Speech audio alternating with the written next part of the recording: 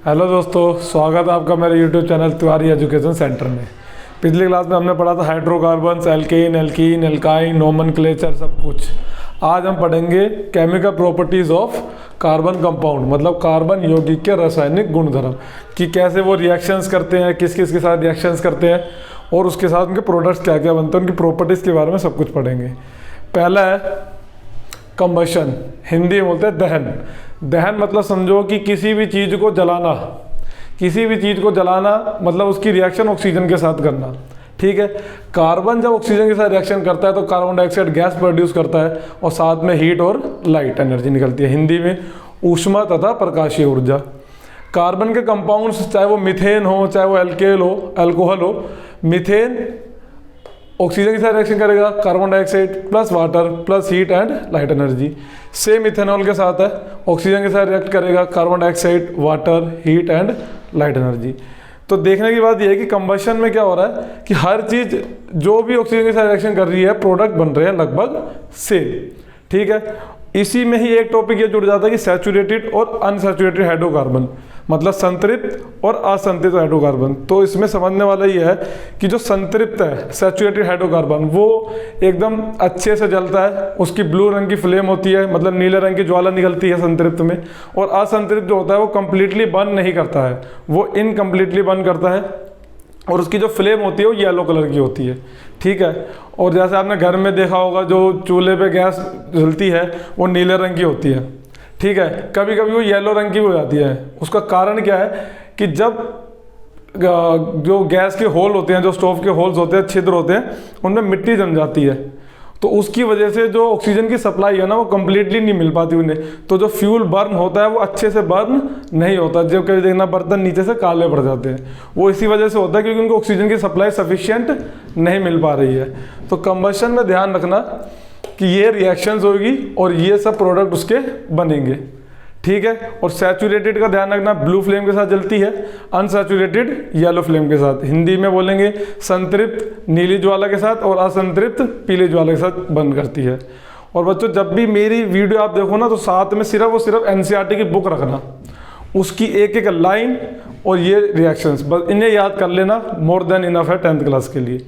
ठीक है, और कभी भी एनसीईआरटी से ही पढ़ के जाना। जब एनसीईआरटी खत्म हो जाए तुम्हारी उसके बाद किसी भी बुक पे चले जाना, कोई सा भी सैम्पल पेपर कर लेना, कोई सा भी सपोर्ट मटेरियल कर लेना, कुछ भी कर लेना।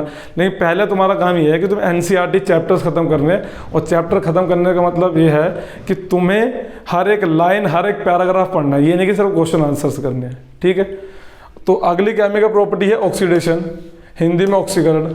ऑक्सीडेशन हमने फर्स्ट चैप्टर में ही पढ़ा था, गेन ऑफ ऑक्सीजन और लॉस ऑफ हाइड्रोजन, मतलब या तो ऑक्सीजन का लाभ हो या हाइड्रोजन की हानि हो, उसको ऑक्सीकरण कहते हैं। इस चैप्टर में क्या है कि जो अल्कोहल है ना, अल्कोहल की रिएक्शन हम कराते हैं कार्बोक्सिलिक एसिड बनाने में। तो याद रखना अल्कोहल किस में चेंज कर रहे हैं, कार्बोक्सिलिक एसिड में। और ऑक्सीडाइजिंग एजेंट कौन कौन से हैं, अल्कलीन KMnO4 या फिर एसिडिफाइड K2Cr2O7।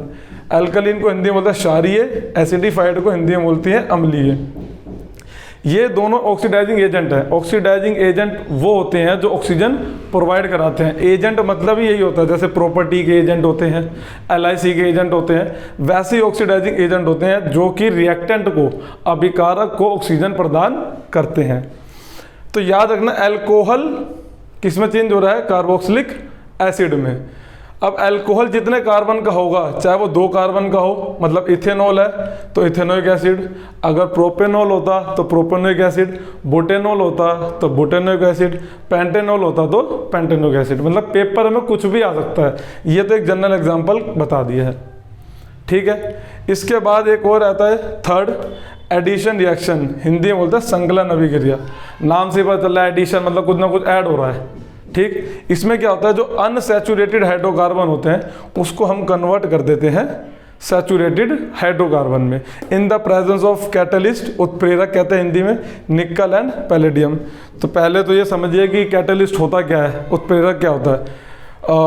कैटलिस्ट वो सब्सटेंस होता है जो रिएक्शन की रेट को बढ़ा देता है लेकिन रिएक्शन में इन्वॉल्व नहीं होता। जैसे कि मान लो क्लास में कोई एक लड़का ऐसा है, 2 लड़कों में लड़ाई करवा देगा और साइड में बैठ के मजे ले लेगा पूरे, भड़काने वाली बात है कि भाई मैं होता तो नहीं सहता, और ऐसे करके लड़ाई करवा देगा और साइड में बैठ के मजे लेगा। मतलब ये रिएक्शन में इन्वॉल्व नहीं होंगे, लेकिन रिएक्शन की रेट को बढ़ा देते हैं। तो इन्हें बोलते हैं कैटलिस्ट, हिंदी में बोलते हैं उत्प्रेरक। तो इसका काम क्या है कि अनसैचुरेटेड हाइड्रोकार्बन में से क्या कर रहा है, हाइड्रोजन ऐड कर देंगे, और जो इनके बीच में जो डबल बॉन्ड था वो क्या हो गया, सिंगल बॉन्ड, और एक हाइड्रोजन यहाँ ऐड हो गया और एक हाइड्रोजन यहाँ ऐड हो गया। हाइड्रोजन जो ऐड हो रहा है ना, इसीलिए इस रिएक्शन को हाइड्रोजनेशन भी बोलते हैं। हिंदी में क्या बोलते हैं इसको, हाइड्रोजनीकरण। क्यों? क्योंकि इस रिएक्शन में असंतृप्त में हम हाइड्रोजन को जमा करके क्या बना रहे हैं, उसको संतृप्त। और इसका इंडस्ट्रियल पर्पस क्या है, इंडस्ट्रियल पर्पस ये है कि वेजिटेबल ऑयल मतलब वनस्पति तेल को हम कन्वर्ट कर रहे हैं एनिमल फैट में, मतलब जंतु वसा में। मतलब ये समझ लीजिए कि हम सरसों के तेल को कन्वर्ट कर रहे हैं डालडा में या रिफाइंड में।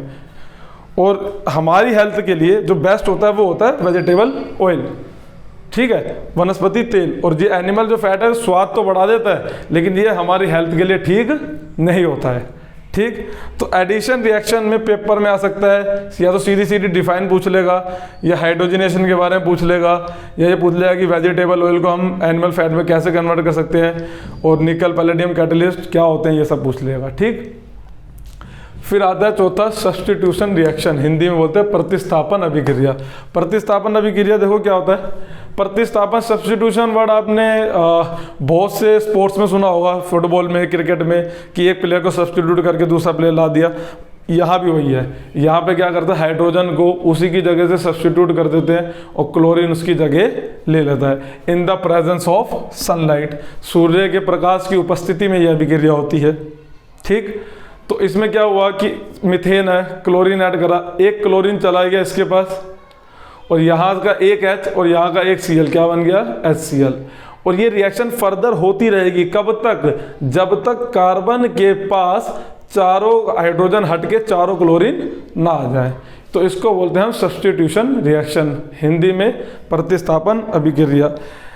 केमिकल प्रॉपर्टीज में ये 4 रिएक्शंस है जो इंपॉर्टेंट है, और पेपर में 101% है कि चारों में से कोई एक ना एक तो आएगी ही आएगी, ठीक है।